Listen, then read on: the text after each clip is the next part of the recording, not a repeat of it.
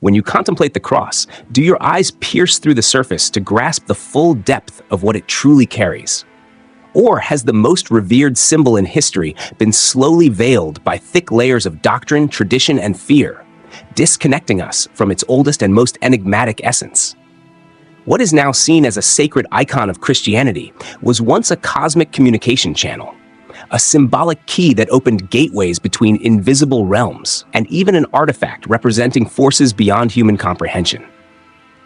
Behind cathedral gold and martyrs' tears, the cross holds secret records of lost civilizations, forgotten rituals, and spiritual connections that predate any organized religion. What millions wear around their necks isn't just a reminder of faith, but a silent password echoing across time, calling out to those who dare to seek truth beyond the surface. Many believe the story of the cross begins on the hill of Golgotha, where a man was raised between heaven and earth. But its origins stretch far beyond that moment, buried in the myths and legends that persist in the shadows of human history. Ancient civilizations from Mesopotamia, Egypt, India, and the Americas carved cross-like symbols into stone, used them in spiritual ceremonies, and associated them with the four elements, the cardinal directions, and cosmic balance. To the Sumerians, for instance, the cross marked the point where the spiritual and material worlds intersected, a cosmic crossroad, a portal where gods, spirits, and humans could meet. In Egyptian tradition, the Ankh, a cross with a loop, represented eternal life, the divine force that circulated between realms and was granted to the worthy by the gods themselves. If we observe closely, we'll find that the symbolism of the cross has never been limited to drawings or wooden structures used in executions. It has always been connected to mysticism, spiritual alchemy, and hidden wisdom only a few were permitted to access.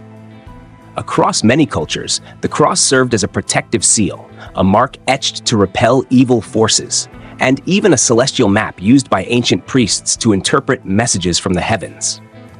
Records link its form to constellations, Earth's rotation, and agricultural cycles, revealing an alignment between the cross and the natural order of the universe. It was as if the cross carried the Creator's invisible signature, imprinted on all that breathes and bears destiny. Long before blood ever touched its wooden arms, it spoke of sacrifice, balance, and the eternal battle between light and darkness. What few realize is that the cross was also used in rituals of invocation, where ancient spiritual masters and shamans believed it marked the point of highest energetic power, a place where the seen and unseen worlds briefly touched. The idea of a point of intersection, a meeting of opposing forces, led to the cross being revered as a mirror of the universe, a reflection of the dualities that govern existence: light and shadow, good and evil, birth and death. The cross lies at the heart of these polarities, like a silent axis holding all things in equilibrium. This is why it both fascinates and terrifies. What many religions have concealed is that the cross doesn't belong to a single faith, but to all who dared to unlock its mysteries, walk through its portals, and face the truth it represents, that we are part of something far greater, and that there are paths only revealed to those brave enough to venture into the unknown. And it is precisely at this point that the story becomes even more unsettling. For there is evidence suggesting that in ancient times, secret societies guarded the hidden knowledge of the cross with their very lives. They understood its power was too dangerous to be unleashed upon the world. These ancient groups, made up of priests, initiates, and visionaries, knew the cross was a key, a riddle, a bridge between parallel realities. That's why it was gradually redefined, buried under layers of institutional religion, and recast as a symbol of pain, punishment, and submission.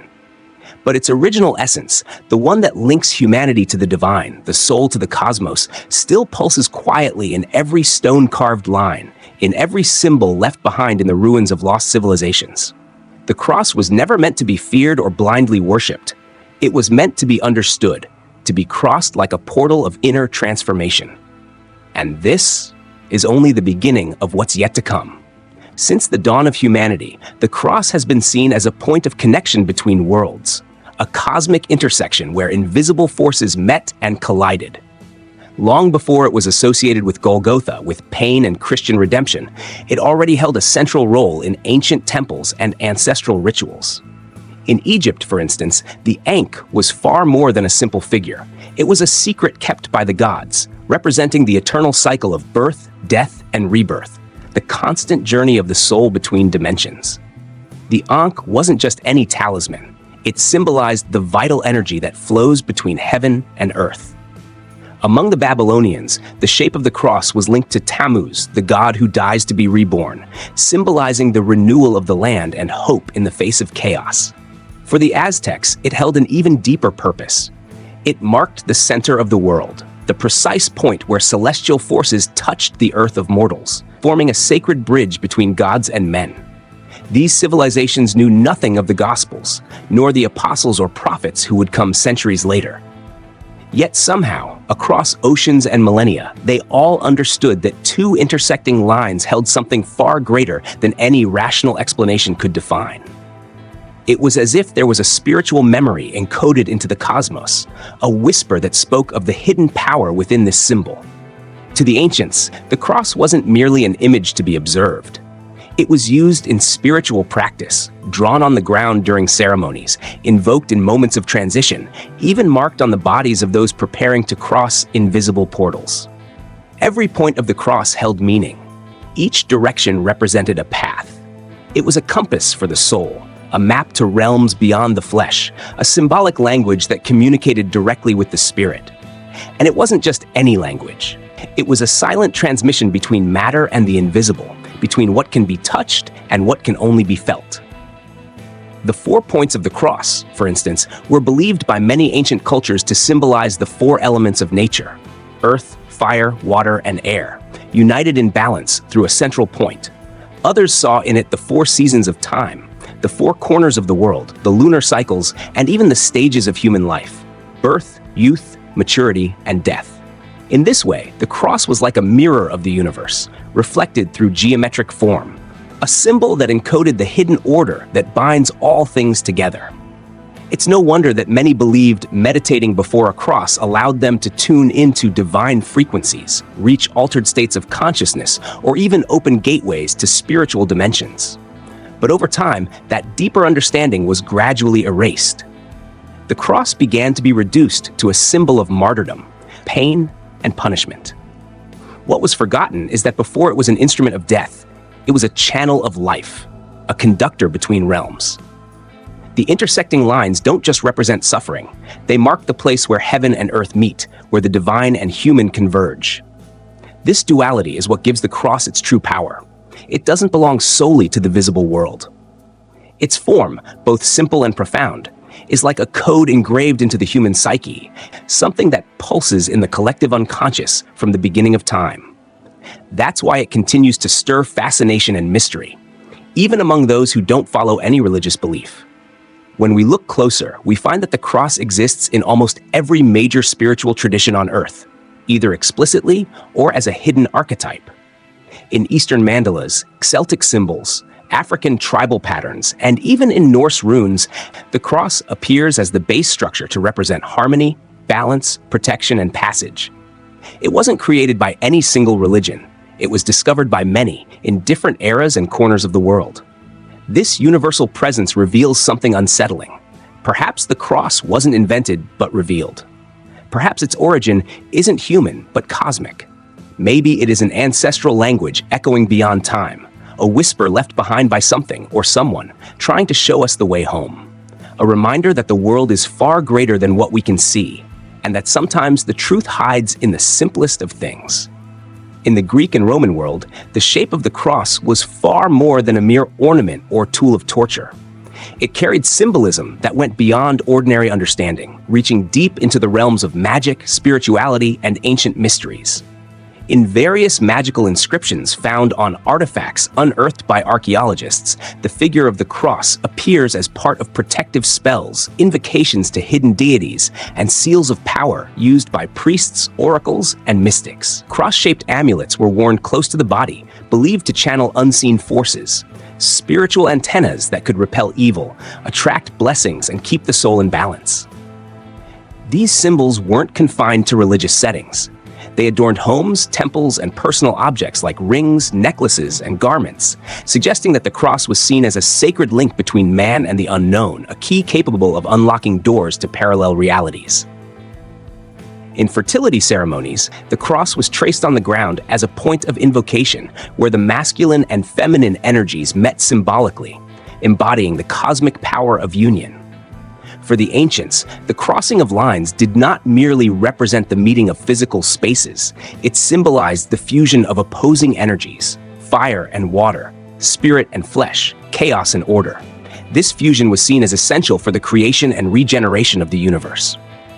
In rituals connected to the seasons, such as the equinox and solstice, the cross would appear etched into stones or marked by torches, designating the precise moment when the natural cycle shifted direction. At that symbolic center, priests would call upon the blessings of the gods, offering sacrifices to ensure the continuity of life and the protection of the people. This ancient cross wasn't passive. It pulsed with energy, resonating with the same force as the stars, like a diagram of the hidden geometry that binds all existence together. Then came the Roman Empire, with its relentless domination over lands and cultures, transforming the cross into something feared even now. What was once a symbol of connection became an instrument of pain. The Romans adopted the cross as a method of public execution, cruel and degrading, reserved for the worst of criminals and enemies of the state. Yet perhaps unknowingly, they reaffirmed an ancient pattern that echoed through the ages: the cross as a place of sacrifice. Crucifixion was not only physical torment, it was an involuntary rite of passage. The condemned did not merely die, they crossed a threshold. They were forced to move from life into death, from the known into the absolute mystery. The agony of the cross mirrored the suffering of ancient gods who died and were reborn, who allowed themselves to be broken so the earth could be nourished or the heavens renewed. And it was upon that brutal stage, charged with ancestral symbolism, that Jesus of Nazareth met his death. The Son of Man did not die on just any wooden beam, but on a cross, the very symbol that had long been associated with regeneration, with the meeting of worlds, and with divine sacrifice. His crucifixion reactivated that hidden archetype, reigniting meanings that had lain dormant in the spiritual memory of humanity. Christ's suffering was not merely physical, it was metaphysical, a passage that echoed across all dimensions, like a lightning bolt tearing through the fabric of time. The blood that dripped onto the wood was not simply the end of a life, it was the ignition point of a spiritual era, where the cross would no longer be seen as an instrument of death, but as the highest emblem of faith, redemption, and the reunion between Creator and creation. This transformation wasn't just theological, it stirred deep layers of the collective unconscious, awakening ancient spiritual memories. In that sense, the cross upon which Jesus died should not be seen solely as a Christian symbol, but as the culmination of a cycle that began long before the New Testament. It stands as the convergence of forgotten meanings, a center where ancient rituals, Babylonian mysteries, Egyptian beliefs, and Greco-Roman ceremonies all find their final expression. All of it converged in that moment, on that hill, on that wooden beam. The cross became the point where the eternal met the temporary, where the visible tore open to reveal the invisible. It wasn't just the body of a man that was lifted, it was a portal that opened, a veil torn between worlds. And this understanding changes everything. It reveals that the cross carries more than the pain of an innocent. It holds the echoes of civilizations that sought the divine in ways that history tried to erase. That's why, even after centuries of attempts to reduce it to a fixed doctrine, the cross remains alive. It pulses in ancient walls, in forgotten carvings, in dreams that visit us in the night, and in intuitions we can't explain. It stands in the middle of cities and in the silence of forests, etched into stones and traced in the lines of our palms. Perhaps the greatest secret of the cross lies not in its shape, but in its recurrence, in the fact that wherever humanity has gazed toward the heavens seeking answers, it was already there. And it remains, waiting to be rediscovered. Why was the cross chosen to represent the greatest sacrifice in Christian faith? Could it have been merely a historical accident? Or is there something deeper, something that God himself intended to reveal or to conceal? The crucifixion was not just an execution, it was a cosmic event, a convergence point where the eternal intersects with time, where flesh is offered up and spirit is lifted. The moment Jesus died, as recorded in the Gospel of Matthew, chapter 27, verse 50, the veil of the temple was torn in two, from top to bottom. That detail isn't just symbolic, it's a spiritual earthquake. The barrier between the human and the holy shattered, and the cross, once a tool of punishment, became a portal. Not just to heaven, but to a mystery that has echoed through ancient civilizations long before Christianity ever existed.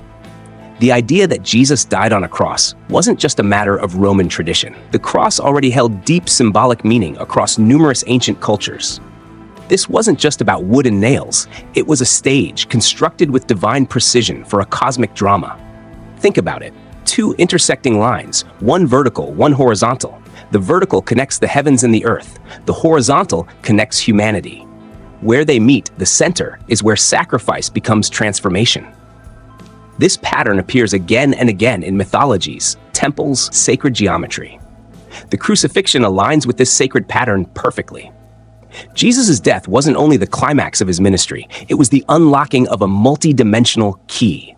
A key that had been prophesied not only in Scripture, but encoded in the symbols of forgotten empires. At that cross, all of time bent inward.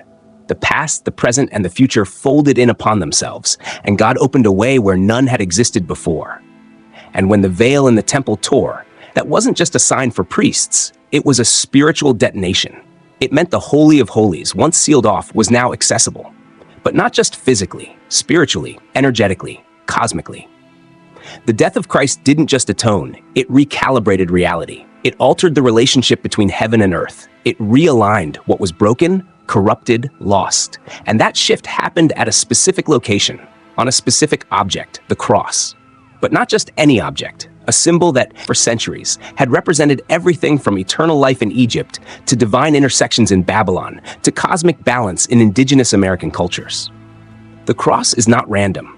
It is deeply encoded with layers of meaning that go far beyond what modern religion tends to acknowledge. The cross, then, is more than punishment. It is passage, a doorway, a sacred threshold, an ancient shape whose power predates Rome, predates the church, predates even Abraham. In mystical traditions, portals are often marked by symbols, angles, geometry. The cross fits this archetype with eerie precision. It's not just a vertical line pierced by a horizontal beam. It's a convergence of energies, a meeting place between realms. Every part of the crucifixion, the crown of thorns, the mocking, the blood, the spear, unfolds along a map that speaks to a spiritual architecture. As if Jesus was not only dying for the sins of man, but also activating a design embedded deep in the structure of creation itself. A design that echoes through sacred texts, lost books, and ancient carvings, if we know where to look. In this light, the cross is alive, not as a relic, but as a reality. People still dream about it, still see it in visions, still feel its presence in moments of divine encounter. Why? Because it remains open.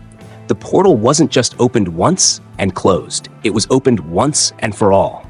And while many wear it as jewelry or see it only as a reminder of suffering, those who look deeper understand it is a map. It is a key. It is an invitation. A call to die, not just physically, but to everything that blinds us from the truth. Ego, pride, fear, illusion. The cross demands that something in us be crucified so something eternal can rise. That's not theology. That's a cosmic pattern. A universal law written in pain and glory. And Jesus, by choosing that instrument, didn't just fulfill prophecy. He revealed a hidden reality, one that still pulses beneath history, one that calls to us even now, whispering, "Come and see." Christian and Gnostic mystics have always looked at the cross with eyes that went far beyond the boundaries of institutionalized theology. To them, the cross was never just an instrument of torture or an object of veneration. It was a key, a code, a portal between realities. Within its simple geometric form lie layers of meaning that challenge surface-level understanding. Each arm of the cross doesn't just point to the cardinal directions, north, south, east, and west. It also represents dimensions of the human soul. North is often linked to intellect and reason, south to emotion and passion, east to enlightenment and spiritual birth, west to decline, death, and transformation. At the center of the cross stands the human being, consciousness in crisis, suspended between extremes and forced to choose a path. The cross, in this context, is far more than a symbol of suffering. It is a map of the inner journey, the confrontation with the soul's shadows, and the possible ascent to divine awareness. It becomes a spiritual compass, a mirror that reflects who we truly are when stripped by the silence of God. That's why, when Jesus says in the Gospel of Luke, chapter 9, verse 23, "If anyone wants to come after me, let him deny himself, take up his cross daily and follow me," he isn't just calling his followers to physical resistance or martyrdom. He's issuing an invitation to initiation. To deny oneself is the first rite, the rejection of the ego, the false self built through trauma, desire, and illusion. To take up one's cross daily is to accept the weight of awakened consciousness, the burden of knowing that life demands deep, painful, and liberating choices. And to follow Christ is not merely to walk behind a religious leader.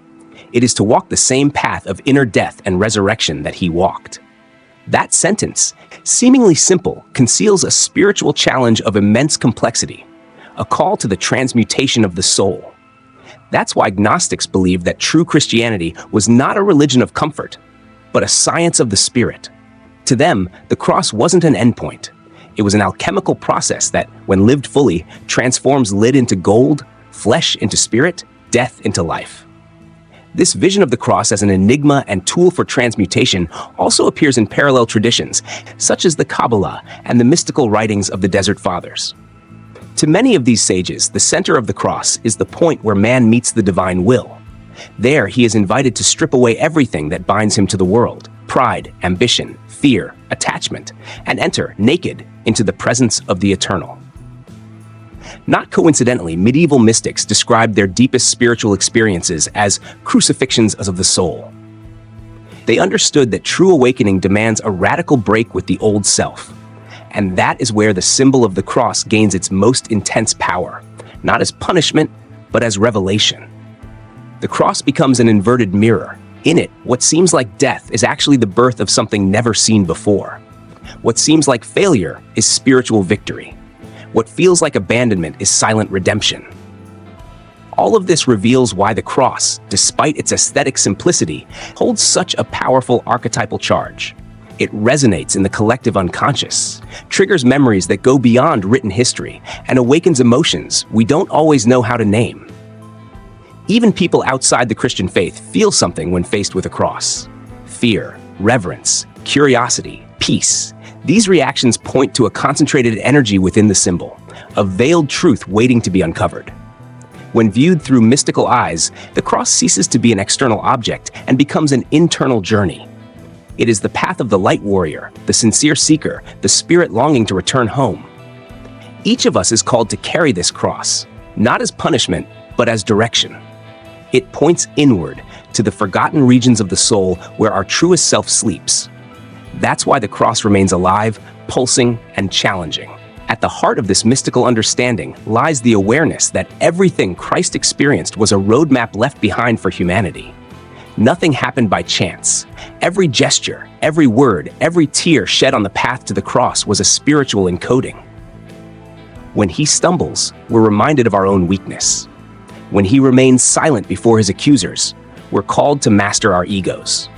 When he forgives in agony, he reveals that love is the only key that unlocks every door. And when he surrenders his spirit, he shows that the end of the body can be the beginning of eternity. The cross, then, is not a memory of a tragic event in the past. It is a living structure that challenges us in the present.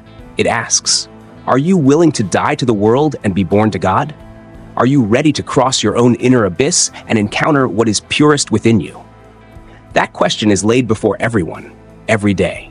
And the answer is always personal. In alchemy, the cross is much more than just a symbol. It is the very center of the great work, the fundamental foundation upon which the process of soul purification is built. This process is not just a physical journey, but a deep transformation that encompasses all layers of the being, from the densest to the most sublime. The metaphor of fire transforming lead into gold is central in this context because it represents the transmutational power that is not limited to material elements, but extends to the human spirit itself. Just as fire purifies the metal, it purifies the being, burning away the impurities of ego and ignorance, revealing the inner gold, or rather, the divine essence that resides within each human being.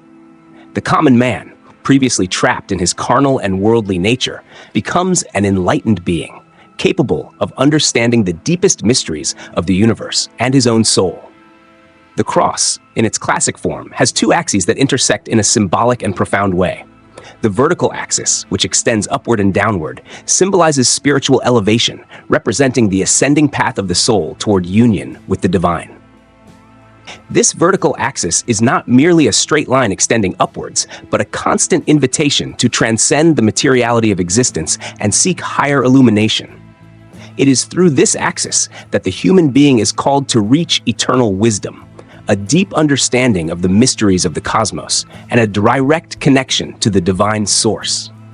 The horizontal axis, on the other hand, represents incarnation, the presence of the divine in the physical world, the bridge between heaven and earth.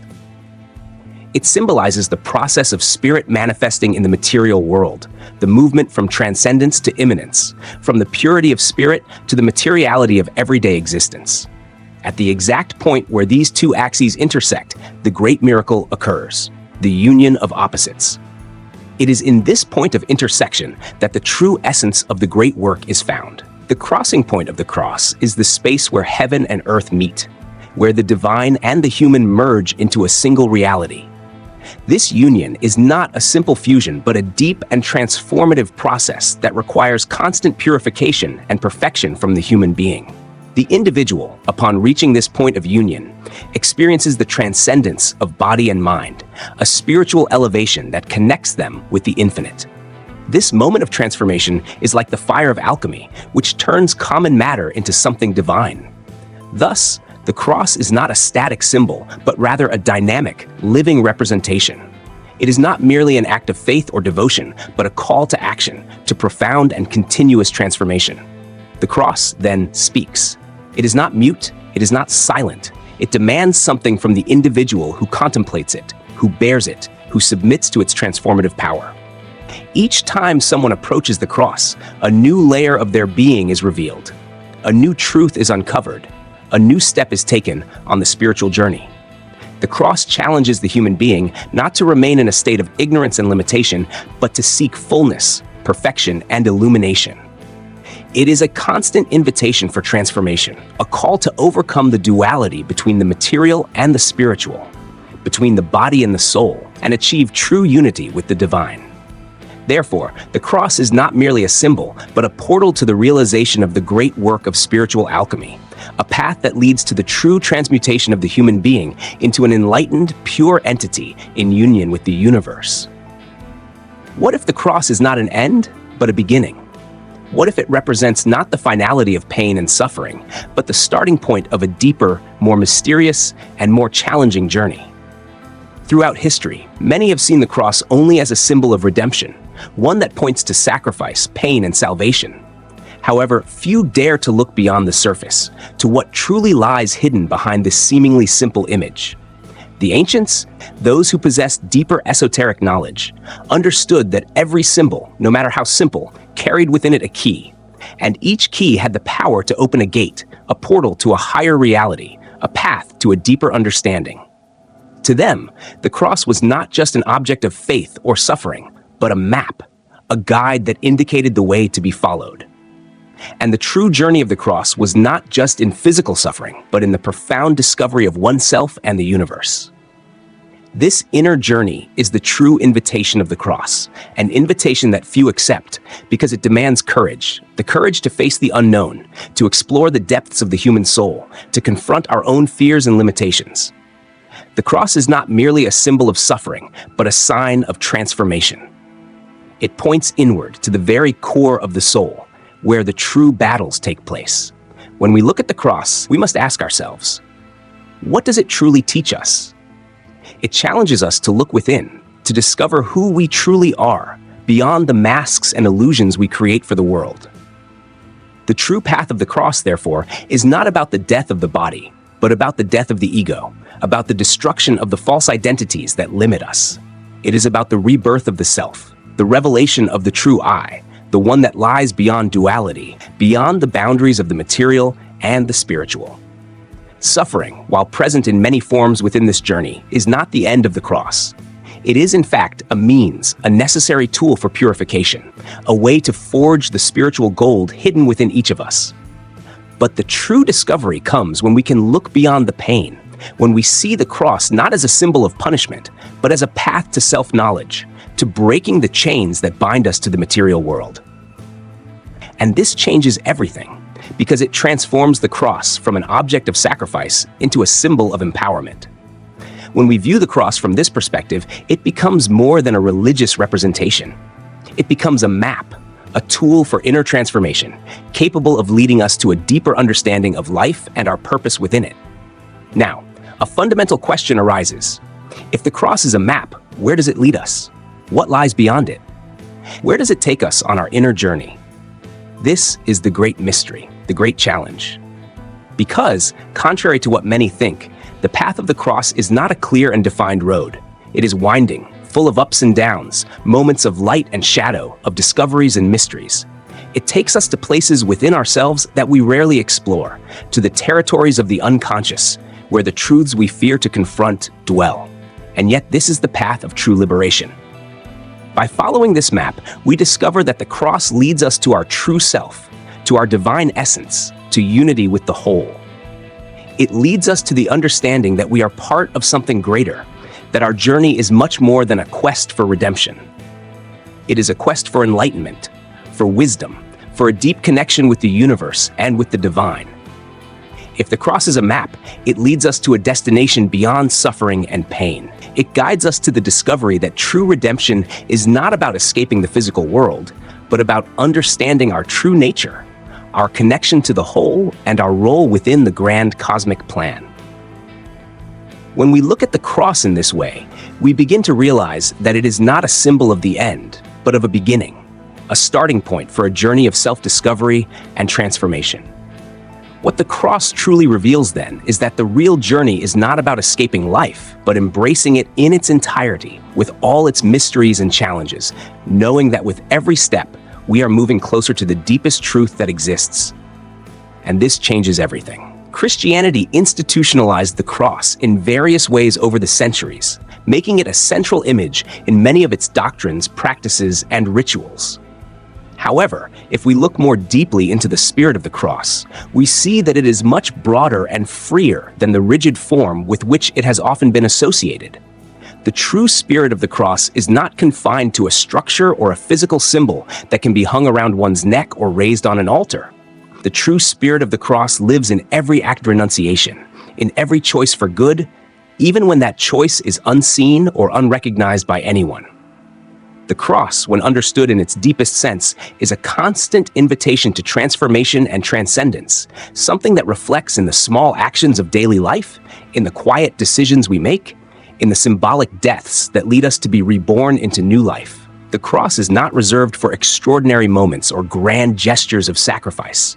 It is present at the corners of life, in the most everyday and seemingly insignificant moments, where we are called to choose good, love others, forgive, renounce the ego, and give up fleeting desires.